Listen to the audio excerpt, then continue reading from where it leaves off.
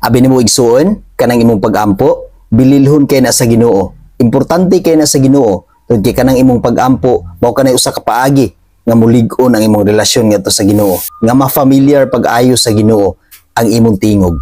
Importante kayo ang imong pag-ampo igsuon aron pag-maintain sa imong relasyon ngadto sa Dios. Sa kanunay ikaw mo ampo, sa kanunay ikaw mo sampit ngadto kaniya, tungod kay ang Ginoo igsuon nagtan-aw gayud kanato sa kanunay. Nagtan-aw ang Ginoo sa matag adlaw kanato. Naghulat lamang ang Ginoo igsoon nga ikaw mo tawag kaniya. Nasayod na ang Ginoo sa atong mga kasing-kasing. Nasayod na ang Ginoo sa atong mga huna-huna.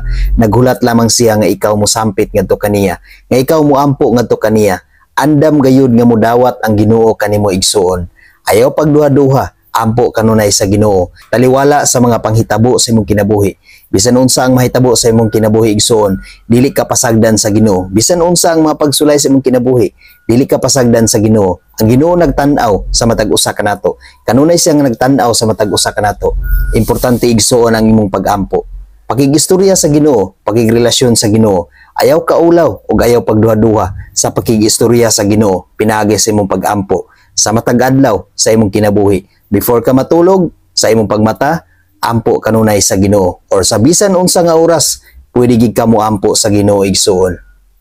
Hinumdumi sa kanunay igsoon nga ang mga tawo nga dili mo ampo kaniya, ang mga tawo nga padayon nga nagbuhat og daotan, ang mga tawo nga kanunay nitalikod kaniya, nagbaliwala kaniya, talikdan gayud siya sa Dios ug laglagon gayud siya sa Dios. Kun dili niya dawaton og tuuhan nga matinud-anon si Kristo sa iyang kinabuhi, ayaw pagpagahi sa imong ulo igsoon, kun dili ampo kanunay sa Ginoo, pakigrelasyon kanunay sa Ginoo. Unang Pedro 3, versikulo 12. Kay ang Ginoo nagtan-aw sa matarong ug kanunay namati sa ilang mga pag-ampo. Apan talikdan niya kadtong nagbuhat og daotan. Igsoon ampo kanunay sa Ginoo sa tanang higayon. Yadla sa tanan.